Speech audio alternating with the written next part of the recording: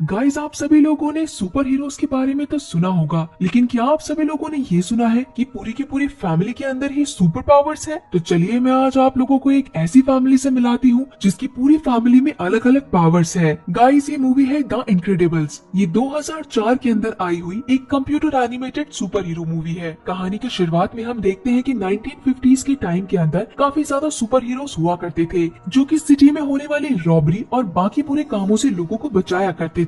और साथ ही साथ वहाँ की हर एक पब्लिक को इन सुपर हीरोज के बारे में मालूम था। इन सुपर हीरो में हमें सबसे पहले दिखाए गए थे बॉब, जो कि काफी ज्यादा पावरफुल है। दूसरी फ्रोजोन, जिनके अंदर आइस वाली पावर थी। और तीसरी थी इलास्टिक गर्ल। बॉब हर उस इंसिडेंट से पहले ही पहुंच जाता था जहाँ पे पुलिस पहुंचने वाली थी और सभी लोगों की हेल्प करने लगता था। लेकिन एक समय ऐसा आया कि एक छोटा सा फैन उसका बहुत बड़ा दीवाना बन चुका था और वो हर समय उसी के आसपास आया करता था। एक दिन सिटी में काफी बड़ी रॉबरी हुई थी। जब बॉब वहाँ पे उस थीप से लड़ने के लिए पहुंचा था तो वहाँ पे एक छोटा सा बच्चा भी पहुंच चुका था। बॉब के काफी मना करने के बाद में भी वो वहाँ से नहीं जा रहा था। उसके ना समझे के कारण रेलवे ट्रैक टूट चुका था, लेकिन फिर भी सामने आती हुई ट्रेन को रोकने के लिए बॉब ने अपनी पूरी पावर लगा दी थी। उसी दिन बॉब की शादी इलास्टिक गर्ल से भी होने वाली थी। एक बार एक इंसान को बॉब ने सुसाइड करते हुए बचा लिया था, लेकिन उस इंसान को ये दरियादिली पसंद नहीं आई थी और देखते ही देखते सारे लोग सुपर हीरोज को काफी ज्यादा बुरा मानने लग गए। गवर्नमेंट की तरफ से सुपर हीरोज को बैन कर दिया गया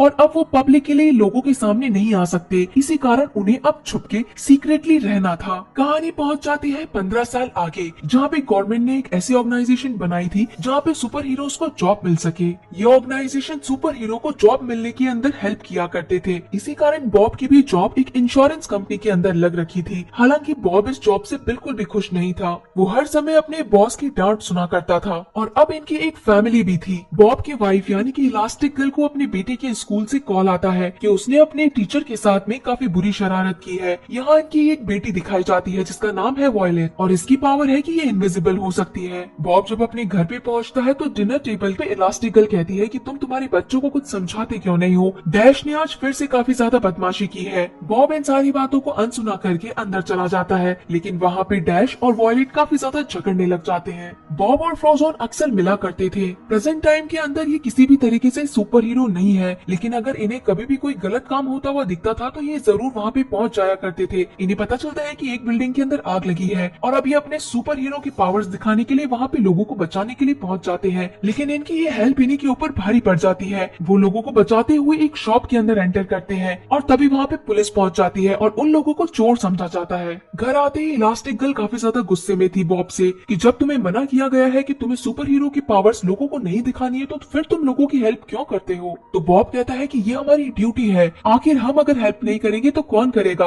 और इन दोनों की फाइट को देख लेते हैं इन दोनों के बच्चे यानी कि डैश और वॉयलेट। अगले दिन बेचारा बॉब फिर से अपने बॉस की काफी ज्यादा खरी खोटी बातें सुन रहा था, लेकिन बॉब ने इस बार कोई चीज बर्दाश्त नहीं की। बॉब अपने बॉस को गले से उठाता और फेंकता है, लेकिन वो इतना पावरफुल था कि 7 दीवारों को तोड़ते हुए उसका बॉस काफी दूर जाके गिरता है। एक गवर्नमेंट ऑफिसर बॉब को कहता है कि अब तो तुम्हारी जॉब की छुट्टी हो गई है, लेकिन हम तुम्हें कब तक हेल्प करते रहेंगे? अब तुम्हें तुम्हारी हेल्प खुद ही करनी पड़ेगी। बॉब इन चीजों से काफी ज्यादा परेशान हो गया था क्योंकि उसके पास कोई जॉब नहीं थी और अगर जॉब नहीं होगी तो उसे सिटी चेंज करनी पड़ेगी नई जॉब के लिए। उस टाइम पे वो अपने लेटर्स चेक कर रहा था और तभी उसे एक इन्फॉर्मेशन आती है। मिराज नाम की लड़की बॉब को एक इन्फॉर्मेशन बताती है कि हम लोगों ने एक रोबोट बनाया था, लेकिन उसकी पावर्स कुछ ज्यादा ही एक्सट्रीम हो गई थी और अब वो खुद ही के अंदर तबाही मचाने लगा है। हमें तुम्हारी हेल्प चाहिए, अगर तुम ऐसा कर पाओगे तो तुम्हें तुम्हारी एनुअल सैलरी से 3 गुना दिया जाएगा। बॉब इस ऑफर को एक्सेप्ट कर लेता है। वो ये बात अपने घर पे नहीं बताता है, लेकिन वो इस मिशन के लिए हाँ कर देता है। वहाँ मिराज बॉब को बताती है कि हम लोगों ने इस रोबोट पे काफी ज्यादा खर्चा किया है, ये काफी ज्यादा इंटेलिजेंट रोबोट है और इसी के साथ में तुम ये चीज भी ध्यान रखना कि तुम जितना इससे लड़ोगे ये तुम्हारी हर चीज कॉपी करता जाएगा,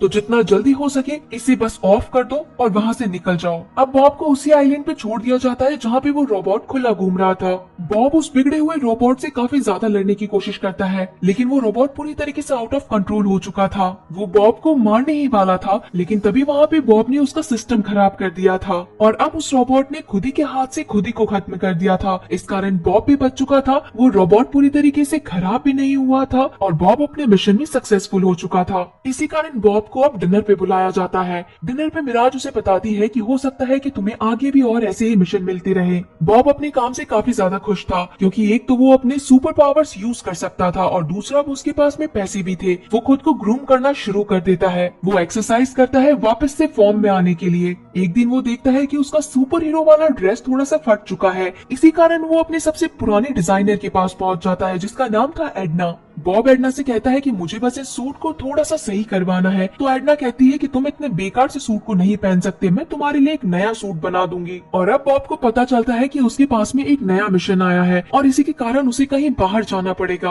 अब कुछ ही समय के अंदर बॉब उस आइलैंड पे पहुंच जाता है जहाँ पे उसका मिशन होने वाला था। यह इलास्टिक गर्ल को पता चलता है कि बॉब का सूट यहाँ पे नहीं है और इसी कारण वो एडना को फोन लगा देती है। यहाँ दूसरी तरफ उस आइलैंड पे बॉब किसी का वेट कर रहा था कि आके मीटिंग होगी, लेकिन तभी वहाँ पे गेट ओपन होता है और वो बड़ा सा रोबोट उसके सामने आ जाता है। लेकिन इस बार उस रोबोट के साथ में एक और लड़का भी खड़ा था। ये लड़का वही था जो आज से 15 साल पहले एक छोटा सा बच्चा था जिसे बॉब ने डांट के भगा दिया था। वो लड़का बॉब को काफी ज्यादा हर्ट करता है और बताता है कि आज से इतने साल पहले तुमने मुझे हेल्प करने से मना कर दिया था और आज मैं इतना सक्सेसफुल हूँ कि तुम्हें ही मैं डिफीट कर सकता हूँ इतने बड़े रोबोट से। बॉब खुद को बचाता हुआ पानी के अंदर कूद जाता है और जब वो बाहर निकल के एक केव में पहुंचता है और तब उसे पता चलता है कि उसके साथी को भी इस लड़के यानी कि सिंड्रोम ने ही मारा है। यहाँ दूसरी तरफ सिटी के अंदर इलास्टिक गर्ल एडना से मिलती है तो एडना इलास्टिक गर्ल को उसकी पूरी फैमिली के कॉस्ट्यूम दिखाने लगती है कि उनके बच्चों के अंदर जितनी भी पावर्स है उसी के अकॉर्डिंग मैंने सारे सूट बनाए हैं। ये हर कंडीशन में तुम्हारे साथ रहेंगे, तुम भागो दौड़ो इनविजिबल हो जाओ या चाहे जल भी क्यों ना जाओ। अब बॉब यहाँ पे अपनी जान बचा के वापस से उसी जगह पहुँचता है जहाँ पे सिंड्रोम रहता था।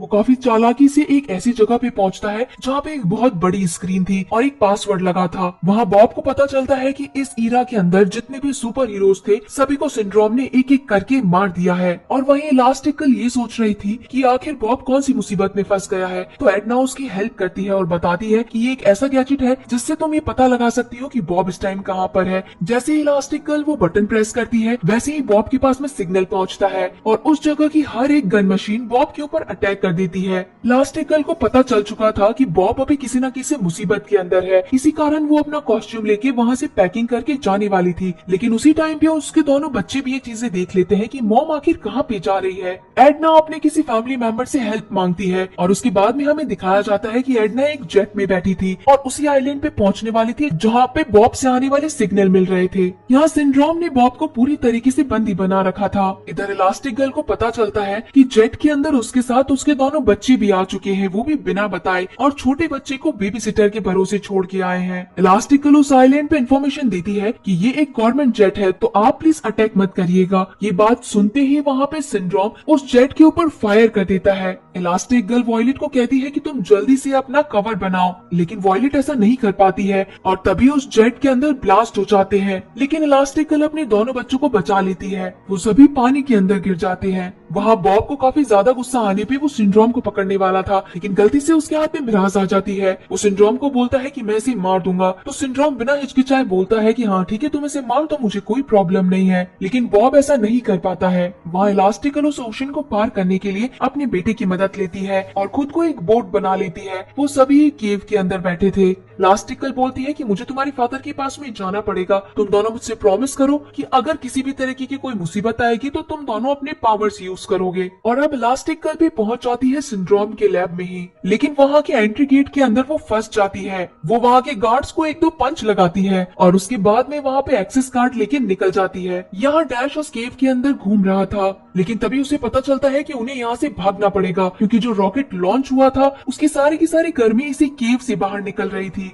वो दोनों बाहर निकल के फॉरेस्ट में पहुंचते हैं। इधर मिराज जो बॉब को रिलीज करती है तो बॉब मिराज का गला पकड़ लेता है, लेकिन मिराज कहती है कि तुम्हारी फैमिली अभी भी जिंदा है और वो इसी आइलैंड पे है। यहाँ पे डैश और वॉयलेट को पता चलता है कि उसके आसपास काफी ज्यादा लोग हैं जो कि उनके ऊपर अटैक करने वाले हैं और अब वो लोग उनसे बचने के लिए अपनी सुपर पावर यूज करते हैं। डैश काफी तेजी से भागता है, इतना स्पीड से कि वो पानी के ऊपर भी भाग रहा था। और अब इन्हीं सब के बीच में इलास्टिक गर्ल ने बॉब को भी बचा लिया था और इन दोनों को पता चलता है कि इन दोनों के बच्चे अभी मुसीबत में है। अब चारों फॉरेस्ट में पहुंच जाते हैं, लेकिन तभी वहाँ पे सिंड्रोम आके फिर से चारों को अपनी पावर से पकड़ लेता है। वो बताता है कि अब पूरे शहर को कौन बचाएगा, सिर्फ और सिर्फ मैं बचाऊंगा, क्योंकि हर एक सुपर हीरो को तो मैंने मार दिया है और ये जो बड़ा सा रोबोट मैंने शहर में भेजा है ये सिर्फ और सिर्फ मेरे रिमोट कंट्रोल से चलता है। अब जब चारों वहाँ पे बंधे हुए थे कि तभी वहाँ पे वॉयलेट अपनी पावर्स का यूज करती है और वहाँ से ये चारों निकल जाते हैं। अभी इन्हें एक ऐसा जेट चाहिए था जिससे वो सिटी में पहुँच सके। यहाँ सिटी के अंदर फ्रोजन बिल्डिंग के बाहर दिखता है कि एक बहुत ही बड़ा सा रोबोट पागलों की जैसे शहर के अंदर घूम रहा है और हर चीज को डिस्ट्रॉय कर रहा है।